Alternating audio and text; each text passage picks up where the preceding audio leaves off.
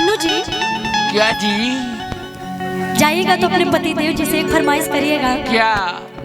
कि जब पहिरी त देह झलके अपिया साड़ी गोला दलके जे बाजार से ले आए बबला बोलो। तबे से जियो तो प्यार झलके और क्या? हम उसका के हलके हलके देखो साड़िया ले आ दलके। आइएगा कि जब पहिरी त देह झलके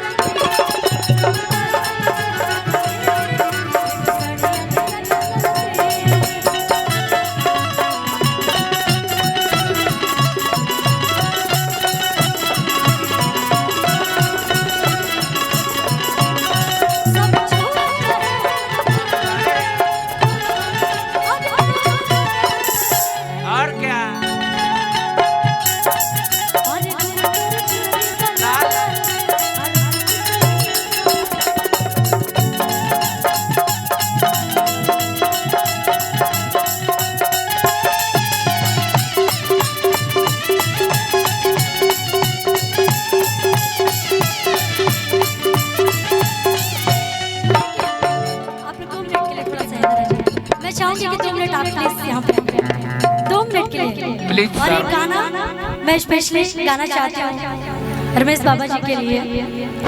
और ये गाना सच में आप पे सूट करता है, इसलिए मैं ये गाने को गा रही हूँ कि पेनी सी कड़िया मेरा लगेला हाय हाय हाय हाय हाय आ पेनी सी कड़िया मेरा लगेला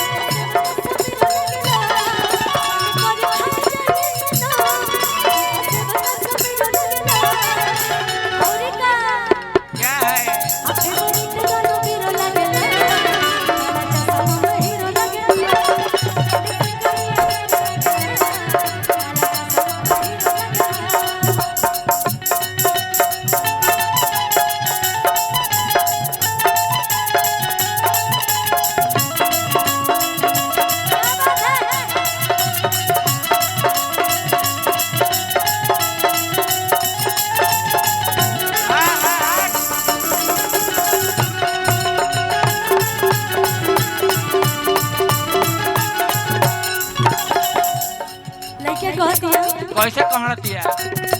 कहती है और देखे पड़ोस छाती जले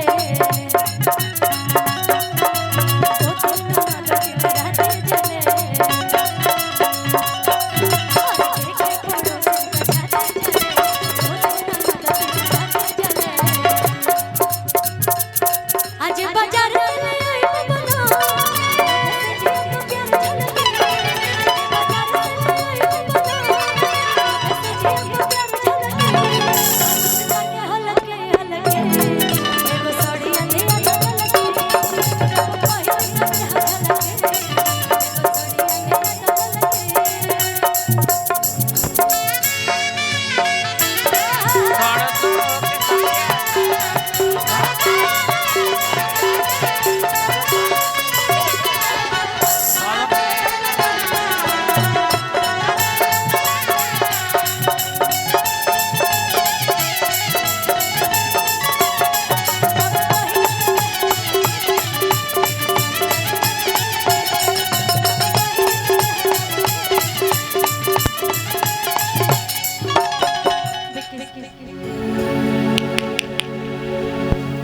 बहुत बहुत धन्यवाद आप सभी के। पुरस्कार ना नहीं ठीक बा। एक बार खुशी ककड़ खातिर ताली बजा के स्वागत कर जाओ। 20 मिनट बाद अभी हमनी के छपरा जिला से चल के स्टेज अखाड़ा के टंच गायिका प्रियंका तिवारी जी के आगमन भइल बा। कुछ गीत प्रियंका जी के होई, ओकरा बाद 3 गोला होई, राउर ऋतु राय आ प्रियंका तिवारी के। पहले सिंगल आ जौन रमेश बाबा पे पतिया कलू हा उ तो 10 मिनट पहले तू हमरो पे कलू हा।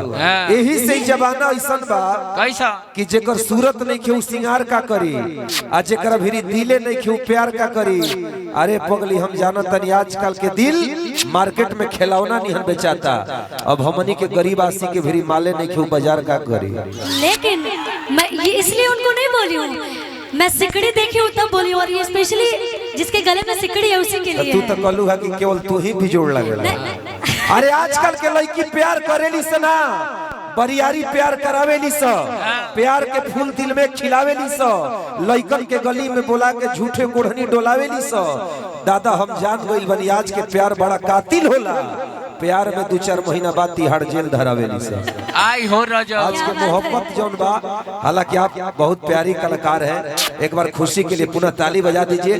प्रियंका तिवारी आदरणीय बड़े भाई श्री रमेश पांडे जी, एक ऐसे बड़े भाई बिहार से लेकर झारखंड तक जिसका व्यवहार कायम है। और मुझे फक्र हुआ रमेश बाबा जब मैं धनबाद गया और जब मैंने अपना कार्यक्रम आपका किया और मैं लोगों से पूछा ये चंद्रमा कहाँ का है, तब पता चला कि बिकी बाबू आप ही के बगल के हैं। तब मेरा सीना 56 इंच का हो गया। रमेश बाबा को दिल से धन्यवाद। और प्रियंका तिवारी जी हमने के बीच में उपस्थित बड़ी, छपरा जिला से रौराबानी राउर स्वागत बा ए आरा के धरती पे।